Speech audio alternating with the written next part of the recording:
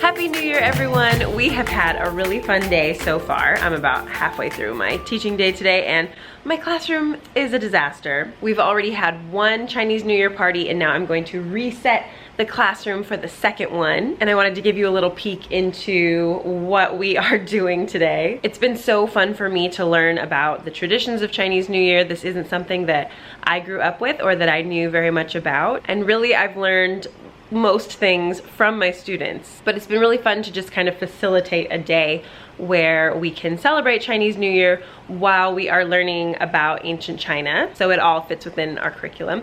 This is the year of the pig, so I've got my super cute pig shirt here from Whistle and Flute. Jensen's wearing a matching one today, and I didn't have anything red, so I just got some red earrings, but next year I'll be better prepared and have like a red sweater or something like that. Okay, so right now what I actually need to do is just clean up from the last party and get ready for party number 2.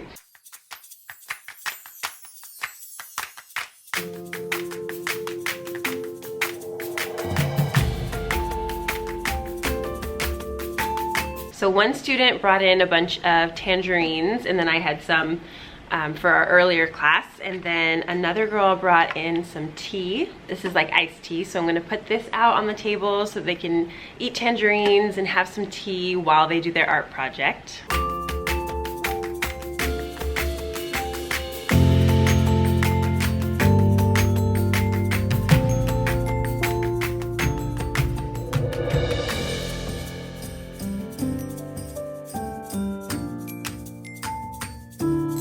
Okay, so here's how I have it set up. So everybody gets some tangerines and some tea, and then my coworker and I just cut these red paper strips yesterday. So they'll be making New Year banners, and they're supposed to kind of look like this, except for with black. And they'll be choosing whatever phrase they want to put on theirs. I have a link on Google Classroom for them. And then as a 6th grade team, we just purchased these paintbrushes and we'll use these every year. And then I just bought these plastic plates and I'll wash those also and just keep those every year. And we want to do this annually and just make sure that we have our ancient China unit during Chinese New Year every year so that we can do kind of fun celebrations like this. These had a chance to dry already, so I just scooted these down. My coworker has it a little bit tougher because she has all 6th grade classes all day. So I don't know where she's letting everything dry. I think her classroom might be a little bit bigger than mine, but I had 8th graders in between these two classes and I just didn't let them sit at the desks today. They just took their chairs. We're actually watching the movie version of The Diary of Anne Frank, so that worked out well for us. It is quite messy. Let me show you what happened last period. I think these students did like a border on theirs, so they did get some black paint on the tables, but I just made sure to bring some Clorox wipes today and we'll just wipe everything down at the end.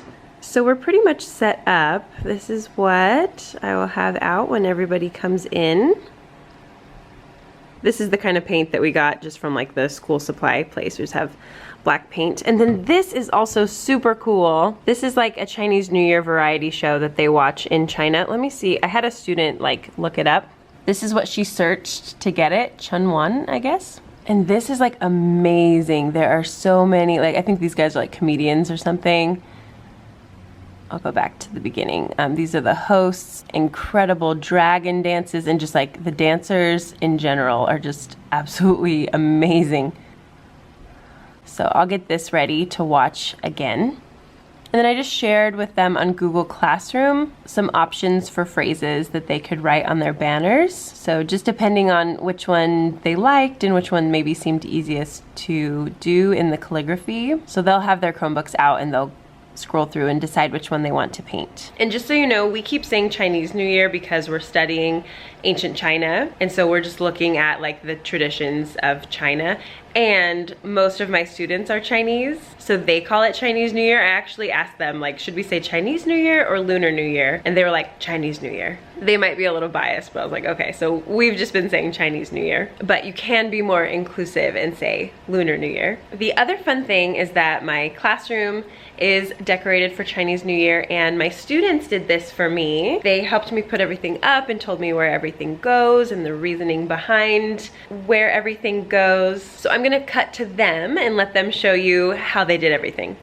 Okay, I'm sure. Hi guys, it's almost Chinese New Year, and so we are decorating the classroom, and I obviously need help to make sure that I do it correctly. So I have some helpers today who are going to explain to you how to decorate your classroom for Chinese New Year. So I'm Anna, and I helped to decorate this classroom for Chinese New Year. I am Maria, and I also helped. So this was one of the first things we did. Can you explain what we did here? So we put up banners along the board of the whiteboard in the classroom, and it is meant to have good luck. Yeah. So this banner says like safe and have like every year you have good luck. Okay. And this one is like if you're respectful, you get your house will be happy and stuff. Ooh, I like that. And that one is just like when the spring comes, like when you'll have good luck when the spring comes. Oh, okay. Good. Okay, what else did we do? We have over here.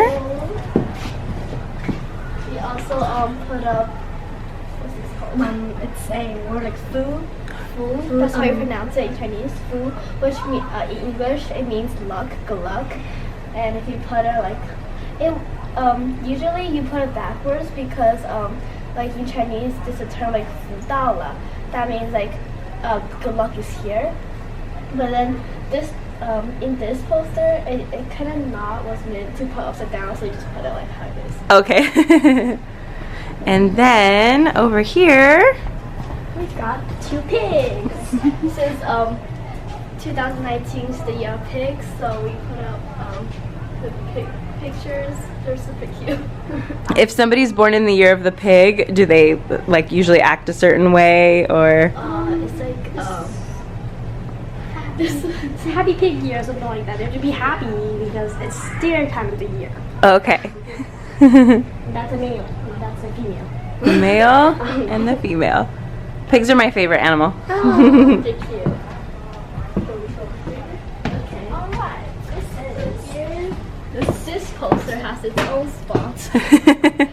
and it says 财神道. That means like this is like a character or like a Chinese belief. Yeah. A god that controls the wealth. That means like 财神道. That means wealth god is here. And yeah. These are 2 babies. I'm not really sure who they are, but like they're really bumpy. They're nice and cute and chubby. Happy babies. Yay. And along the windows, we put up some more food, which is like good luck. And these ones, we put one like up and one upside down, and one up and one upside down. Oh. And what is on these? Oh yeah, the pictures, they're like 12 animals representing 12. Yeah, it's 12 animals. Yeah, and representing like each year. Not each year, just like how many like animals. Yeah. What is your animal? We're both dogs. Year of the dog. So outside, we usually you put the banners along the side of your door, as in like this house is like lucky, wealth, and they say and like happy, basically. And then so we put it on the classroom door, and the same thing like inside, but then we put on inside the door. We have banners and posters on. And the same thing. And New Year, new. Oh boy, that's not good. New like wow, happy luck. So pretty. Thank you guys. Thank you. We also started this lesson yesterday, I sent out a letter to all of the parents and asked if anybody would be willing to make like a PowerPoint lesson that explained all of the different Chinese New Year customs and greetings and food and all of that. So thankfully one of the parents did a really good job and made this PowerPoint for us. And then I had a couple of students in each class teach the lesson, students who knew what they were talking about. So they taught us the lesson yesterday, and we practiced some Chinese phrases, and we practiced doing a little bit of writing just so that we'd be ready for today. I am just really loving this shirt. I love that it's the year of the pig. The pig is my favorite animal. I used to raise pigs for 4-H. That's how I bought my first car. I did it for like 5 years and saved all my money. And it's made out of sustainable bamboo cotton blend things, so I'll link these down below. I also got these for the teachers from yesterday, so I'm gonna give them their little thank you gifts. Over here, I just have a couple of other things. My last class, nobody brought like tea or anything like that, so I just made hot green tea. This is my little water kettle, so I'll go fill that up again. And I just bought like hot water cups, got some extra plates. So yeah, I didn't have to buy too much. I did buy like a little red tablecloth and just those little things, but for the most part, it was pretty easy to put together. Let me also show you my new posters that I just put up. I got these from Instruct and Inspire, and then I just printed them on different colors of cardstock, and you have to like cut them out and kind of glue them together and then almost cut them out again. And then I attached them to the wall with hot glue. And so these are most, if not all, of the languages spoken in my classroom. So a couple of kids have mentioned a few of them today. Armenian and Burmese and Cantonese and Mandarin and Korean and Japanese and Spanish and Tagalog, Vietnamese, and there's Braille, and it's very loud outside. I don't know what is happening. I'm gonna go check on that, and when I come back, we'll have our party. So I'll do number 3 and then number 4 together. Yeah, you.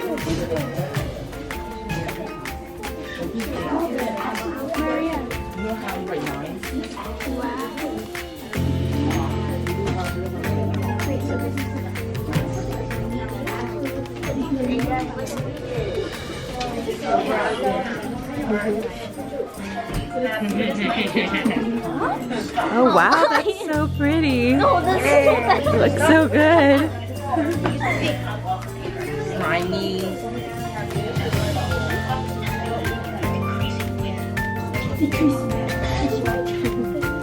Stroke number 5. In Chinese.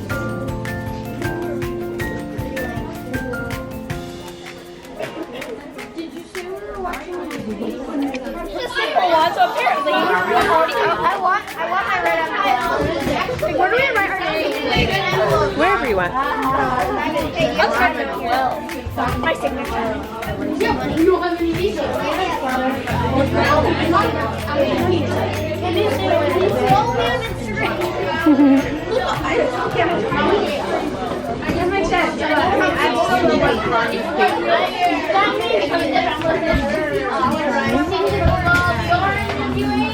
Orange, you glad?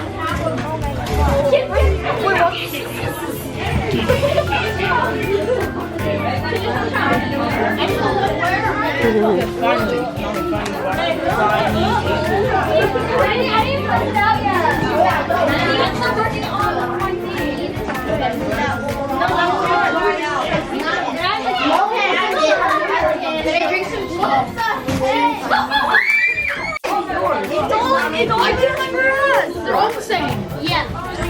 You know the thing. That's Beautiful.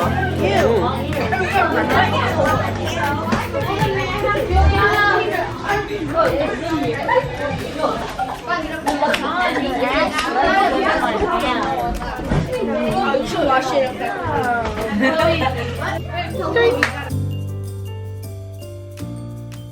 What does yours say? My dog is pretty. What does it say? Dog is pretty. Oh.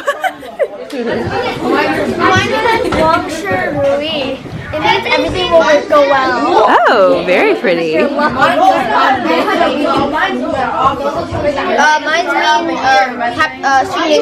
mean it means Happy New Year, and then I wrote well now live, which means give me your red envelopes. I have this, which means good luck.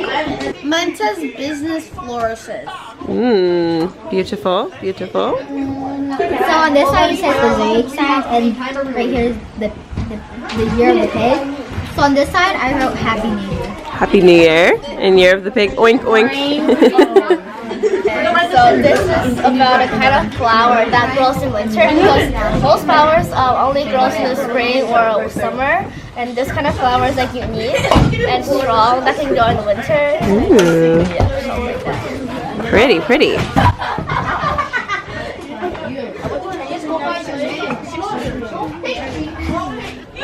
This says Gongxi Batsar, which means Happy New Year. And I drew a little piggy.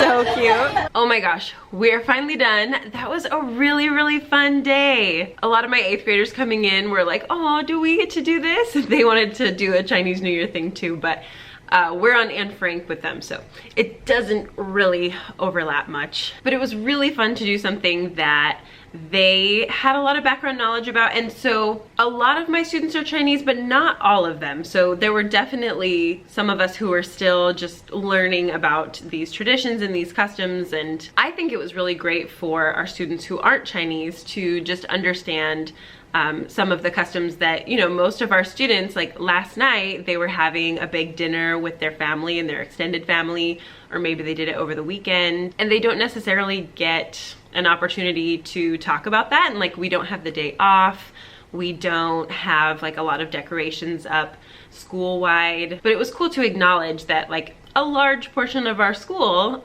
is celebrating a major holiday right now, and plus it overlaps with the ancient China curriculum that we're doing. So we'll be on ancient China for a while longer, and then I wasn't gonna do anything for Black History Month since we're on China, but I can't help myself, we're going to. And I was looking on the vocabulary website today, and they have a contest where you write a rap about an influential Black person in history. So I am gonna have my students do that. I know that we're like breaking off from our unit a little bit, but I think it's important to do that too. And in our ancient history curriculum, we don't have a lot of like Black history at all. We do a little bit of Africa, but the majority of like the African history is done in 7th grade. So it would be nice to just pull that in a little bit to 6th grade so that they've got something in every grade level. We're gonna be continuing with the Qin Dynasty this week. Actually,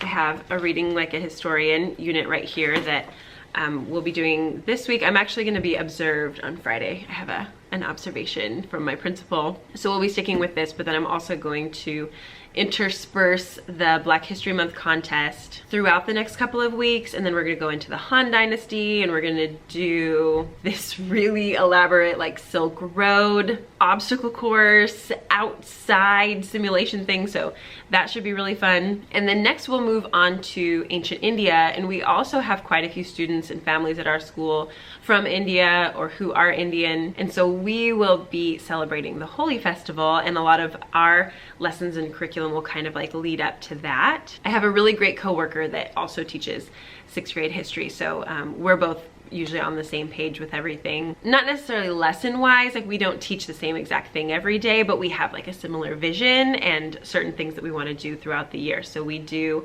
our Hanukkah party when we're studying the ancient Hebrews, we're doing a Chinese New Year festival when we study ancient China, we'll do the Holi festival when we study ancient India, and then we actually have a school-wide like Greek day thing because our mascot is the Spartans. So then we also have to kind of hurry up and get to ancient Greece because we do this whole 6th grade Greek day thing. So the history department here is really, really fun. I'm so fortunate to get to be part of this school's history department. They have a lot of like long-standing traditions, and then I've been able to add to those as well. So I love it, and I love sharing as much as I can with you. I have a department meeting that is starting right now, so I need to go to that, but I will come back and check in with you before I leave for the day.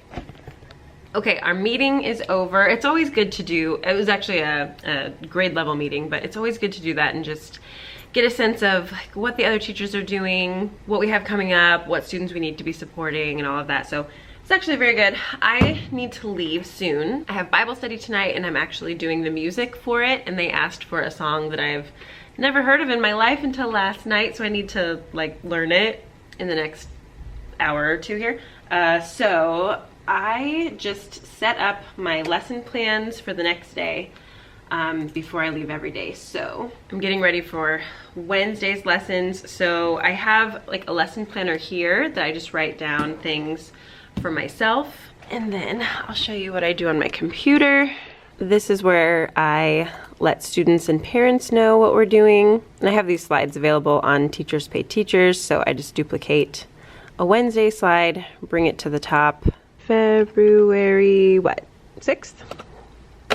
Okay, so then I'll just edit this and change that for tomorrow. And then actually, I didn't feel like making a copy of all of these documents. This is a Reading Like a Historian primary source document lesson. And so I just took pictures of them with my phone, and I'm gonna just upload them to Google Classroom from my phone. I've become so dependent on Google Classroom. I use it all the time. I know I need to make a video about how I use it. It's just very, very convenient. So that's what we're doing. Let me write this down. Okay, so let's write the essential question. The essential question, oh dear, where did it go?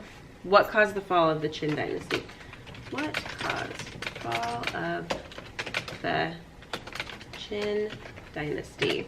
I can't tell you how obsessed I am with the Qin emperor. Shi Huangdi, I think his name is. He's so fascinating, and he was like obsessed with immortality, and he would drink mercury, which eventually killed him. And he's got the terracotta army. We've already kind of started with this, but we're just gonna go a little bit more into detail. Homework, as far as I know, they're not gonna have any homework. I'm just gonna leave that blank for now. Sometimes I'm not really sure what their homework is gonna be because I don't know how fast we will move. Okay, so the majority of my lessons are planned. Not everything. I need to figure out something else to do for 8th grade tomorrow. What time is it? Yeah, okay. I need to get moving here. Sometimes this happens where I have like most of my lessons planned, but not quite everything. And then I'm never sure what we're doing first, just because our schedule changes every day.